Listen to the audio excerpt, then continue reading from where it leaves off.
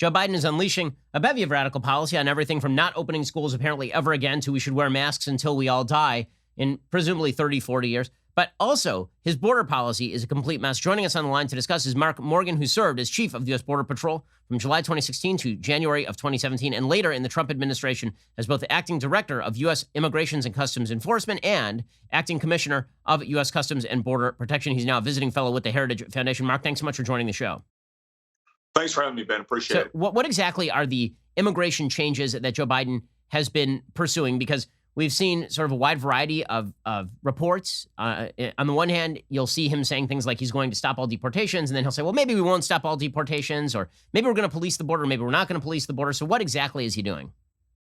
Yeah, I tell you, Ben, it'd probably be quicker and easier to say what he hasn't undone.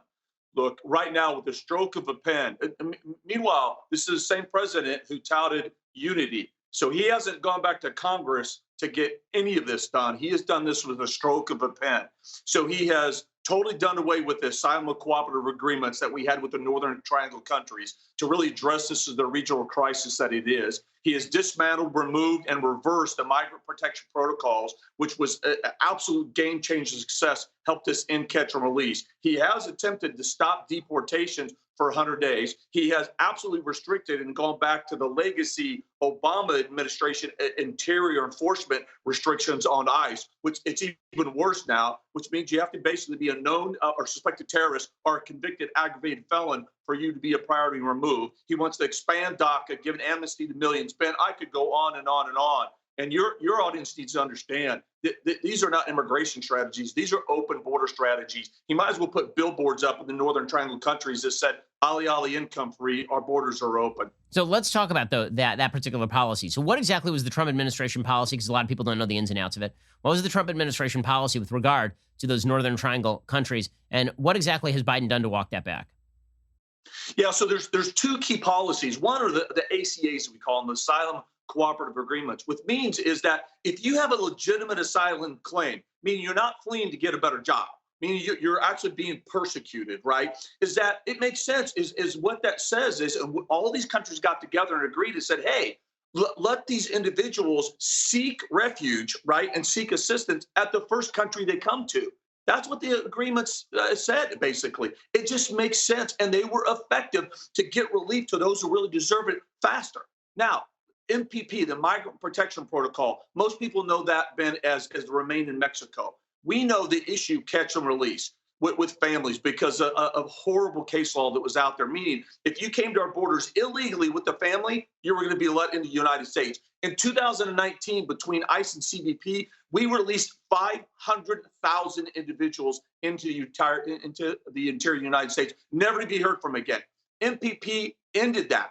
But they still got due process. They just had to wait in Mexico. We would transport them back to the United States as they went through their proceedings. That's what this president has ended. And it's even worse. Now, all those people that were enrolled in MPP, he's actually bringing them back to the United States and releasing them. And that's starting this week.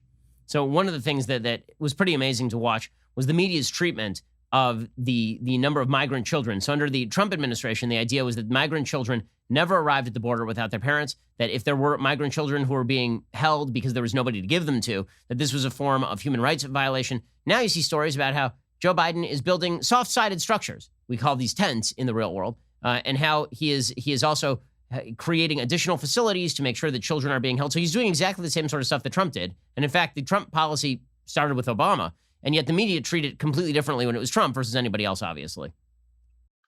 But that's absolutely right. And think about it. We want to talk about humane policies. Isn't the most humane thing is to stop parents in the Northern Triangle countries giving their kids over to the cartels and the human smugglers to make this dangerous track, especially in the middle of a COVID pandemic, to then try to illegally enter the United States? That should be the most humane thing, is to stop that from happening and just lining the cartels' bank accounts.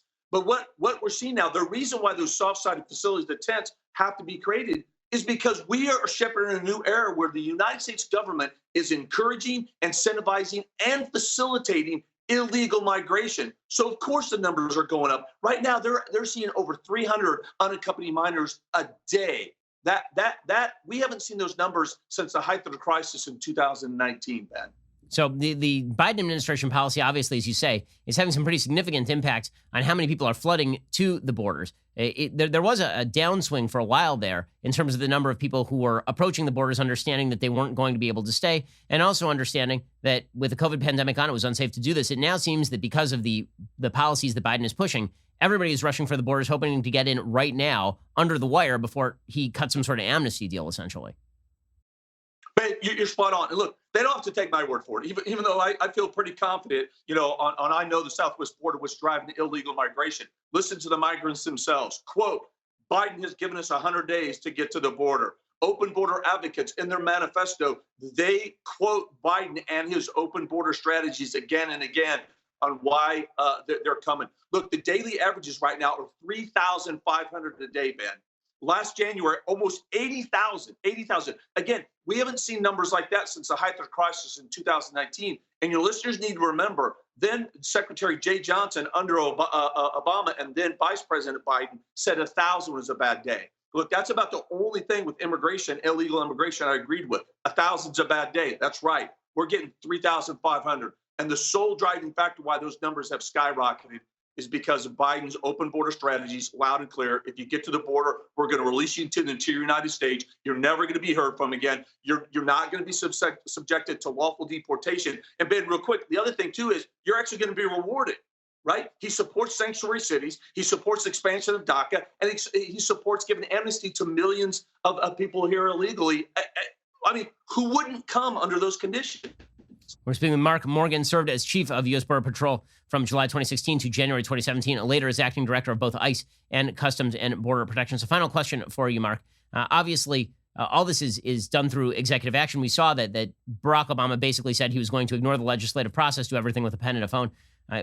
I'm deeply afraid that Biden is going to push forward some sort of massive amnesty bill, that somehow he is going to use the reconciliation process in order to push that forward. How worried are you that he's going to be able to cut some sort of bipartisan deal with kind of soft-hearted Republicans in order to get something done here? Ben, I think you're spot on. I'm concerned about that. Look what he's done with the stroke of a pen already. Everything that he's done to dismantle every successful policy and initiative and tool, let's not forget about building the wall, has been done with the stroke of a pen. I'm getting information right now that some of those discussions on that bipartisan matter you described is starting to happen. And I'm concerned that they're going to go way too far and give up way too much to get something across. Look, at the end of the day, if we don't apply consequences to illegal behavior, it's only going to beget more illegal behavior. Look, the people coming across today, right now, illegally, they're going to be arguing 5 or 6 years from now, they should be the next recipients of amnesty. That's where we're at, Ben. We can't get there. Well, Mark Morgan, really appreciate your time. And thank you so much for joining the Ben Shapiro Show. Thanks for watching the Heritage Foundation's YouTube channel. With more than 500,000 members, we are the nation's largest conservative research and education institution. We believe the principles and ideas of the American founding are worth conserving and renewing. Please help us further our mission by subscribing to this channel and sharing our videos with your family and friends.